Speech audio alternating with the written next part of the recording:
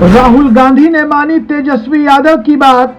RJD के एजेंडे को देश भर में आगे बढ़ाएगी कांग्रेस।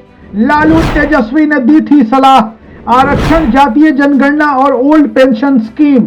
चुनावों में हार मुद्दों की अस्वीकृति नहीं, लोगों तक बात नहीं पहुंचा पाई कांग्रेस। अब नए सिरे से आगे बढ़ेगा आरजेडी का एजेंडा। 3 राज्यों के विधानसभा चुनाव में हार के बावजूद भी कांग्रेस तेजस्वी यादव की कही हुई बात पर आगे बढ़ेगी। विधानसभा चुनाव में हार के बाद कांग्रेस ने अपनी समीक्षा बैठक की। इस बैठक में इन राज्यों के विधानसभा चुनाव में हार के कारणों पर चर्चा हुई। हार के कारणों में उन मुद्दों पर भी बात हुई जिसे राहुल गांधी इन राज्यों में जोर शोर से उठा रहे थे। तर्क दिया गया कि कांग्रेस ने पुरानी पेंशन स्कीम, जातिगत जनगणना और आरक्षण बढ़ाने जैसे मुद्दे उठाए जो कांग्रेस के खिलाफ गए। हालांकि कांग्रेस के शीर्ष नेतृत्व ने इस तर्क को नहीं माना और कहा गया कि हार के लिए ये मुद्दे कहीं से भी जिम्मेदार नहीं है। कांग्रेस विधानसभा चुनाव में हार को जातिगत जनगणना, ओल्ड पेंशन स्कीम और आरक्षण बढ़ाने के मुद्दों को अस्वीकृति के तौर पर नहीं देखती है। चर्चा चलती है कि राहुल गांधी को आरजेडी प्रमुख लालू प्रसाद यादव और बिहार के डिप्टी सीएम तेजस्वी यादव ने ही जातिगत जनगणना जैसे मुद्दों को राष्ट्रीय विमर्श के केंद्र में लाने की सलाह दी थी। कांग्रेस का मानना है कि लोगों ने उनके मुद्दों को खारिज नहीं किया है, बल्कि वो सही तरीके से अपनी बात लोगों के बीच रख नहीं पाए। लोकसभा के आगामी चुनावों में ये मुद्दे प्रासंगिक रहेंगे। बता दें कि कांग्रेस ने तेलंगाना, मध्य प्रदेश, छत्तीसगढ़ और राजस्थान में ओल्ड पेंशन स्कीम, जातिगत जनगणना और आरक्षण बढ़ाने जैसे मुद्दे जोर शोर से उठाए थे। जातिगत जनगणना और आरक्षण में वृद्धि जैसी मांग को राष्ट्रीय मुद्दा बनाने का सुझाव कांग्रेस को उसकी सहयोगी पार्टी आरजेडी यानी राष्ट्रीय जनता दल ने दिया था। राष्ट्रीय जनता दल बिहार में कांग्रेस का मजबूत सहयोगी दल है। कांग्रेस नेतृत्व ने भी आरजेडी की इस मांग को तवज्जो दिया। हार के बावजूद अब कांग्रेस का कहना है कि वो इन मुद्दों पर अटल रहेगी और आने वाले वक्त में इन मांगों को लेकर फिर से कांग्रेस आगे बढ़ेगी।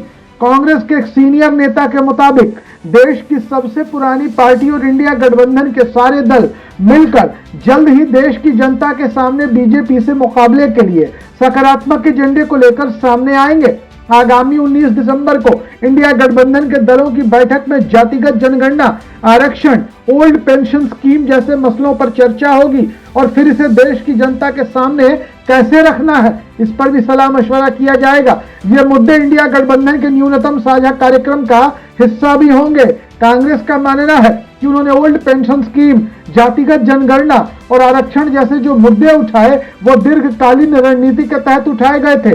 राजनीति में तात्कालिक या तुरंत लाभ के लिए मुद्दे नहीं उठाए जाते, बस जरूरत है सही तरीके से इन मुद्दों को उन लोगों तक पहुंचाना जिनके लिए ये मुद्दे उठाए जा रहे हैं।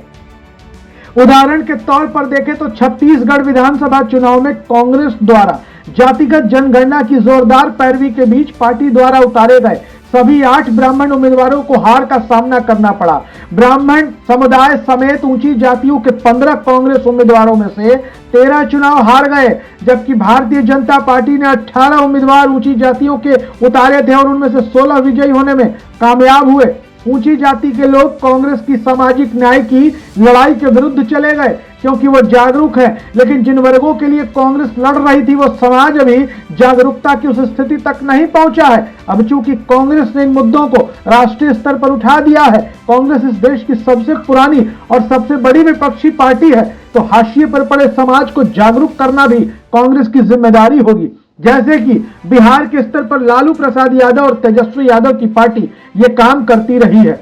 ओल्ड पेंशन स्कीम के मामले को ही ले ले, अगर सरकारी कर्मचारियों के बीच सही तरीके से मुद्दों को पहुंचाया जाए और उन्हें भरोसा दिलाया जाए कि अगर इंडिया ब्लॉक सत्ता में आता है तो ओल्ड पेंशन स्कीम को लागू किया जाएगा, इससे उनके और उनके परिवार का भविष्य सुरक्षित होगा। अब आपको बता दें कि देश की हर राज्य की राजधानी में इंडिया गठबंधन की संयुक्त रैलियां करने का कार्यक्रम होगा जिसमें तमाम नेता इन मुद्दों पर अपनी राय रखेंगे।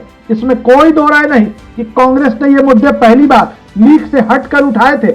ऐसे में एक ही बार में जनता के दिमाग में उनकी ये बात, उनके ये मुद्दे आ जाए, ये संभव नहीं था। वहीं इंडिया गठबंधन में एक राय यह भी है कि राज्य स्तरीय नेताओं को भी इन मुद्दों को जनता तक पहुंचाने की जिम्मेदारी दी जाए ताकि गांव, गली, मोहल्ले तक आरक्षण, जातिगत जनगणना और ओल्ड पेंशन स्कीम जैसे मुद्दों की पहुंच हो सके।